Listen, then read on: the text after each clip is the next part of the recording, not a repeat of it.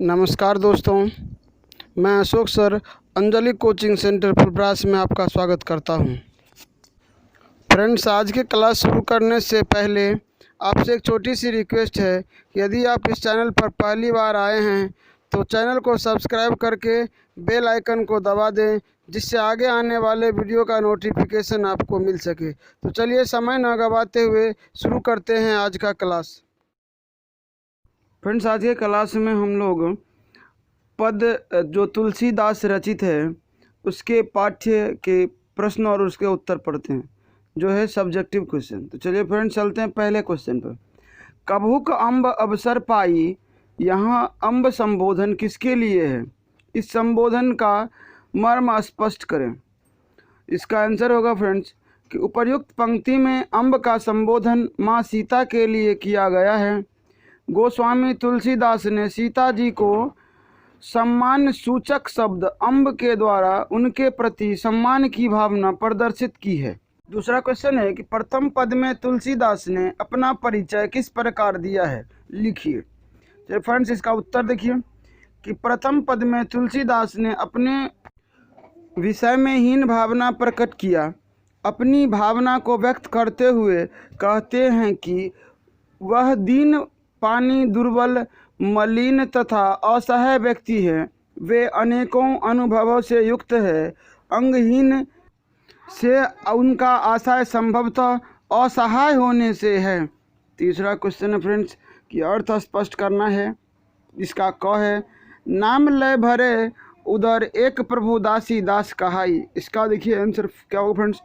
प्रस्तुत गद्यांश का अर्थ है तुलसीदास भगवान राम का गुणगान करके उनकी कथा कहकर जीवन यापन कर रहे हैं, अर्थात सीता माता का सेवक बनकर राम कथा द्वारा परिवार का भरण पोषण हो रहा है। कि कली कराल दुकाल दारुण सब कुभाती कुसाजू, नीच जन मन ऊंच जैसी कोढ़ में ही खाजू।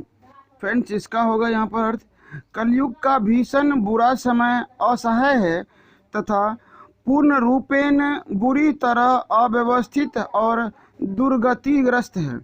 निम्न कोटि का व्यक्ति होकर बड़ी बड़ी बातें सोचना कोढ़ में खाज के समान है। खाज मतलब फ्रेंड्स खुजली, अर्थात छोटे मुंह बड़ी बात कोढ़ में खुजली के समान है। अगला फ्रेंड्स कि पेट भरी तुलसही जेवाइयाँ भगति सुधा सुनाजू। इसका अर्थ होगा फ्रेंड्स, कवि को भक्ति सुधा रूपी अच्छा भोजन कराकर उनका पेट भरे। इनमें गरीबों के मालिक श्री राम से प्रार्थना की गई है, उन्हीं के भक्त तुलसीदास के द्वारा। अगला क्वेश्चन है फ्रेंड्स, तुलसी सीता से कैसी सहायता मांगते हैं? उसका आंसर होगा फ्रेंड्स, तुलसीदास माँ सीता से भवसागर पार कराने वाले श्री राम को गुणगान करते हुए मुक्ति प्राप्ति की सहायता की याचना करते हैं। हे जगत की जननी, अपने वचन द्वारा मेरी सहायता कीजिए। अगला क्वेश्चन फ्रेंड्स, तुलसी सीधे राम से न कहकर सीता से क्यों कहलवाना चाहते हैं? आंसर देखिए, ऐसा संभवतः तुलसीदास इसलिए चाहते थे क्योंकि उनको अपनी बातें स्वयं राम के समक्ष रखने का साहस नहीं हो रहा होगा। वे संकोच का अनुभव कर रहे होंगे। सीता जी सशक्त ढंग से अर्थात जोर देकर उनकी बातों को भगवान श्री राम के समक्ष रख सकेगी। ऐसा प्रायः देखा जाता है कि किसी व्यक्ति से उसकी पत्नी के माध्यम से कार्य करवाना अधिक आसान होता है। तुलसीदास ने सीता जी को माँ माना है तथा पूरे रामचरितमानस में अनेकों बार माँ कहकर ही संबोधित किया है। अतः माता सीता द्वारा अपनी बातें राम के समक्ष रखना ही उन्होंने श्रेष्ठ कर समझा। अगला क्वेश्चन फ्रेंड्स, राम के सुनते ही तुलसी की बिगड़ी बात बन जाएगी। तुलसी के इस भरोसे का क्या कारण है?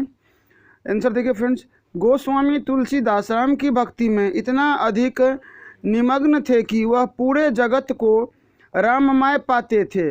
शिवा राममय सब जग जानी, यह उनका मूल मंत्र था। अतः उनका यह दृढ़ विश्वास था कि राम दरबार पहुंचते ही उनकी बिगड़ी बातें बन जाएंगे, अर्थात राम जो ही उनकी बातों को जान पाएंगे, उनकी समस्याओं एवं कष्टों से परिचित होंगे, वे इनका समाधान कर देंगे, उनकी बिगड़ी हुई बातें बन जाएंगे। अगला क्वेश्चन फ्रेंड्स, दूसरे पद में तुलसी ने अपना परिचय किस तरह दिया है, लिखिए। फ्रेंड्स देखिए, दूसरे पद में तुलसीदास ने अपना परिचय बड़ी बड़ी बातें करने वाला अधम, अधम मतलब होगा फ्रेंड्स क्षुद्र जीव, कहा है।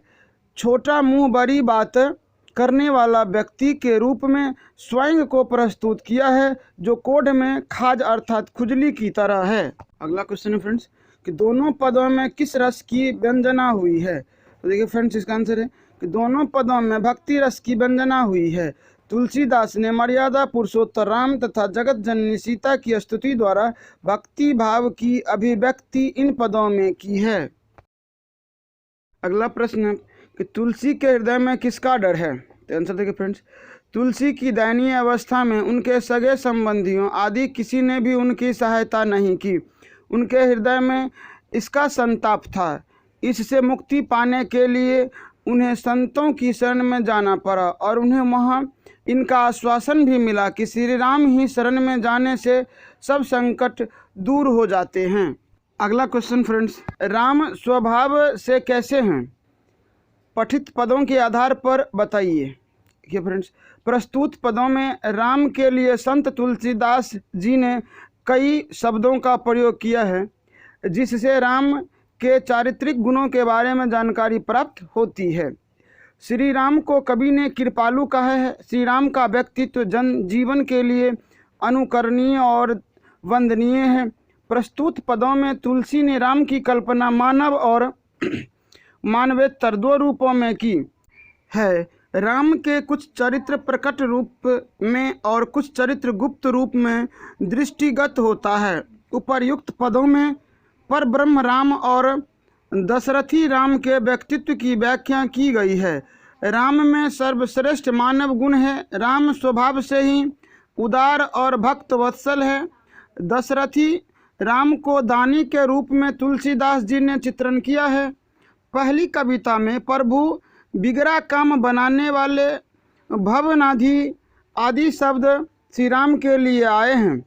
इन शब्दों द्वारा परब्रह्म अलौकिक प्रतिभा संपन्न श्री राम की चर्चा है। दूसरी कविता में कौशल राज दशरथी राम गरीब नियाजू आदि शब्द श्री राम के लिए प्रयुक्त हुए हैं। अतः उपर्युक्त पद्यांशों के आधार पर हम श्री राम के दोनों रूपों का दर्शन पाते हैं। वे दीनबंधु कृपालु गरीबों के त्राता के रूप में हमारे समक्ष उपस्थित होते हैं। दूसरी ओर कौशल राजा दशरथ राज आदि शब्द मानव राम के लिए प्रयुक्त हुआ है। इस प्रकार राम के व्यक्तित्व में भक्त वत्सला, शरणागत वत्सलता, दयालुता, अमित ऐश्वर्य वाला, अलौकिकशील और अलौकिक सौंदर्य के रूप में हुआ है। अगला क्वेश्चन है फ्रेंड्स कि तुलसी को किस वस्तु की भूख है। आंसर है कि तुलसी जी गरीबों के त्राता भगवान श्री राम से कहते हैं कि हे प्रभु, मैं आपकी भक्ति का भूखा जन्म जन्म से हूँ। मुझे भक्तिमयी अमृत का पान कराकर सुधा की तृप्ति कराएं। क्वेश्चन, पठित पदों के आधार पर तुलसी की भक्ति भावना का परिचय दीजिए। आंसर फ्रेंड्स, प्रस्तुत गद्यांशों में कवि तुलसीदास ने अपनी दीनता तथा दरिद्रता में मुक्ति पाने के लिए माँ सीता के माध्यम से प्रभु श्री राम के चरणों में विनय से मुक्त प्रार्थना प्रस्तुत करते हैं। वे स्वयं को प्रभु का दास कहते हैं। नाम ले भरे उदर द्वारा स्पष्ट हो जाता है कि श्री राम के नाम जप ही उनके लिए सब कुछ है। नाम जप उनकी लौकिक भूख भी मिट जाती है। संत तुलसीदास ने अपने को अनाथ कहते हुए कहते हैं कि मेरी व्यथा गरीबी की चिंता श्री राम के सिवा दूसरा कौन बुझेगा। श्री राम की एकमात्र कृपालु है जो मेरी बिगड़ी बात बनाएंगे। माँ सीता से तुलसीदास जी प्रार्थना करते हैं कि हे माँ, मुझे अपने वचन द्वारा सहायता कीजिए, यानी आशीर्वाद दीजिए कि मैं भवसागर पार करने वाले श्री राम का गुणगान सदैव करता रहूं। दूसरे गद्यांश में कभी अत्यंत ही भावुक होकर प्रभु से विनती करता है कि हे प्रभु, आपके सिवा मेरा दूसरा कौन है जो मेरी सुध लेगा। मैं तो जन्म जन्म का आपकी भक्ति का भूखा हूँ, मैं तो दीनहीन दरिद्र हूँ, मेरी दयनीय अवस्था पर करुणा कीजिए ताकि आपकी भक्ति में सदैव तल्लीन रह सकूं। अगला क्वेश्चन है फ्रेंड्स, रटत रिरीहा आदि और न कौर हिते काजू, यहाँ और का क्या अर्थ है? फ्रेंड्स इसका आंसर देखिए, प्रस्तुत काव्य पंक्ति तुलसी के दूसरे पद से ली गई है। इनमें और का प्रयोग दूसरा कुछ नहीं के अर्थ में हुआ है, लेकिन भाव राम भक्ति से है। तुलसीदास स्वयं को कहते हैं कि हे श्री रामचंद्र जी, आज सवेरे से ही मैं आपके दरवाजे पर अड़ा बैठा हूँ, रे रे करके रट रहा हूँ, गिरगिरा कर भोग रहा हूँ, मुझे और कुछ नहीं चाहिए, एक कौर टुकड़े से ही काम बन जाएगा। यानी आपकी जरा सी कृपा दृष्टि से मेरा सारा काम पूर्ण हो जाएगा, यानी जीवन सार्थक हो जाएगा। यहाँ और का प्रयोग भक्ति के लिए प्रभु कृपा जरूर है के संदर्भ में हुआ है। अगला क्वेश्चन है फ्रेंड्स कि दूसरे पद में तुलसी ने दीनता और दरिद्रता दोनों का प्रयोग क्यों किया है? आंसर है फ्रेंड्स, तुलसी ने अपने दूसरे पद में दीनता और दरिद्रता दोनों शब्दों का प्रयोग किया है। शब्दकोश के अनुसार दोनों शब्दों के अर्थ एक दूसरे से सामान्य तौर पर मिलते जुलते हैं, किंतु प्रयोग और कोशीय आधार पर दोनों में भिन्नता है। पहला, दीनता का शाब्दिक अर्थ है निर्धनता, पराधीनता, हीनता, दयनीयता आदि। दूसरा, दरिद्रता शब्द का अर्थ है भूपवित्रता, अरुचि, अशुद्धता, दरिद्रता और घोर गरीबी में जीने वाला। निर्धनता के कारण समाज में उसे प्रतिष्ठा नहीं मिलती है, इससे भी उसे अपवित्र माना जाता है। अगला है, दरिद्र दुर्भिक्ष और अकाल के लिए भी प्रयुक्त होता है। संभव है तुलसीदास जी अपने दीनहीन दशा के कारण अपने को अशुद्ध, अशुचि के रूप में देखते हैं। एक का अर्थ गरीबी, बेकारी, बेबसी के लिए और दूसरे का प्रयोग अशुद्धि, अपवित्रता के लिए हुआ हो। तीसरी बात भी है, तुलसीदास जी जब इस कविता की रचना कर रहे थे तो उस समय भारत में भयंकर अकाल पड़ा था, जिसके कारण पूरा देश घोर गरीबी, भूखमरी का शिकार हो गया था। हो सकता है कि अकाल के लिए भी प्रयोग किया हो। कभी अपने भावों के पुष्टिकरण के लिए शब्दों के प्रयोग में चतुराई तो दिखाते ही हैं। अगला क्वेश्चन है फ्रेंड्स कि प्रथम पद का भावार्थ अपने शब्दों में लिखिए। देखिए फ्रेंड्स, प्रथम पद में तुलसीदास सीता जी को माँ कहकर संबोधित करते हैं। वे कहते हैं कि माँ, जब कभी आप उचित अवसर समझे तब कोई करुण प्रसंग चलाकर श्री राम की दयाद्र मन स्थिति में मेरी याद दिलाने की कृपा करना।